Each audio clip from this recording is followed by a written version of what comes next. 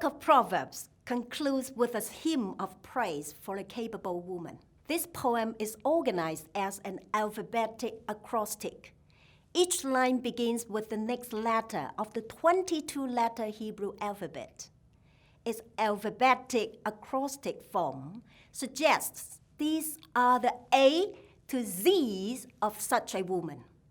In enclosing the entire book, this acrostic is intended to offer the reader an impression that the depiction of Eshet Chayil, that is, the capable woman, is covered from every angle.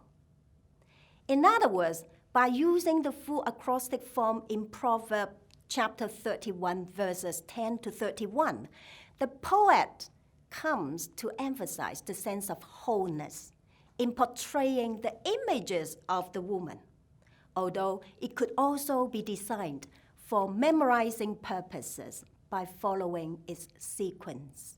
This poem is not so much about how to be a good wife or a good mother.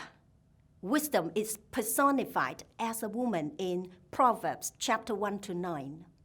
The capable woman is actually the manifestation of Lady Wisdom, demonstrating how to live out a life of fearing God in daily life.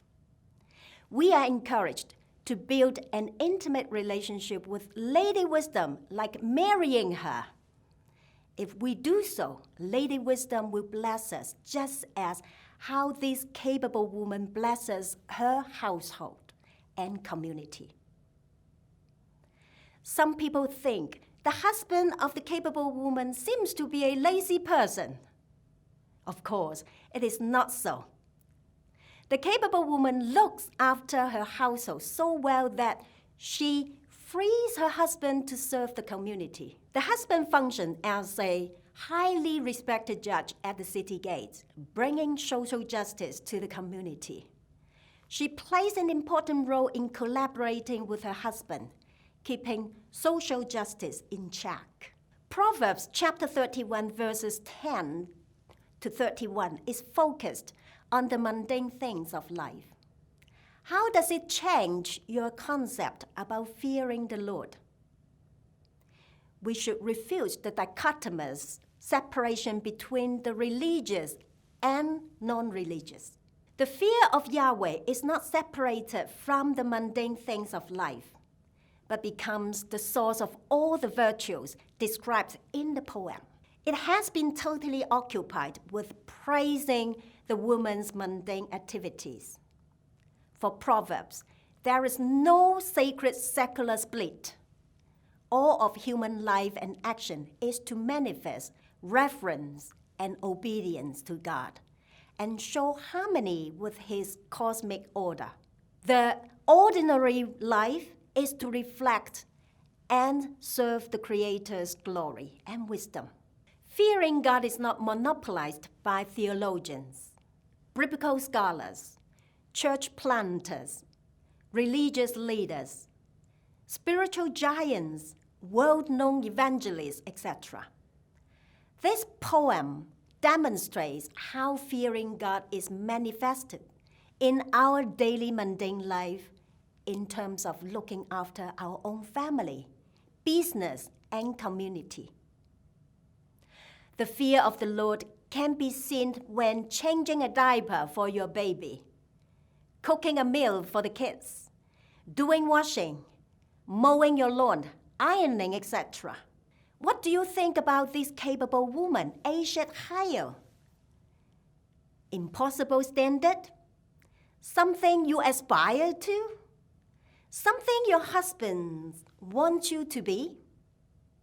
Yes, it's difficult to find such a capable woman, but it is not impossible.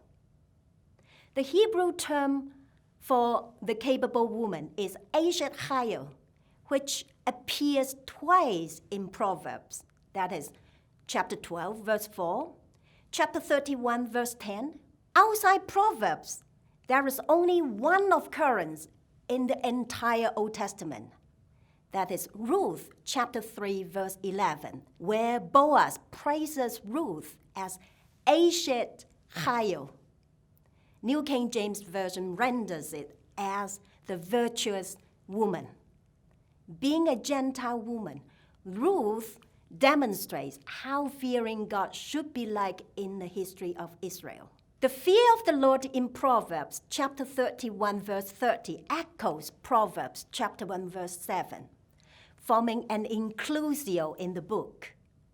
The capable woman fears the Lord. This is the ultimate source of her energetic and joyous wisdom. The fear of the Lord gives coherence, wholeness, and meaning to the activities of her life. Proverbs chapter 31 is at the end for a reason. It is not just about a good wife or a good mother. It is a case in point of how someone possessing true wisdom from God would look like because of her fear of the Lord.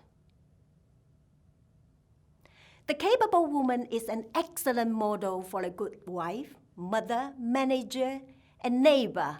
And most of all, she reflects the godly image of Yahweh, whom Israelites were to fear. But it is not just a women's passage. What does it speak to men? God-fearing men will also make wise fathers, wise husbands, and make a solid contribution to their communities. Psalm 112 exactly describes how a God-fearing man looks like. I would highly encourage you to take a look at it.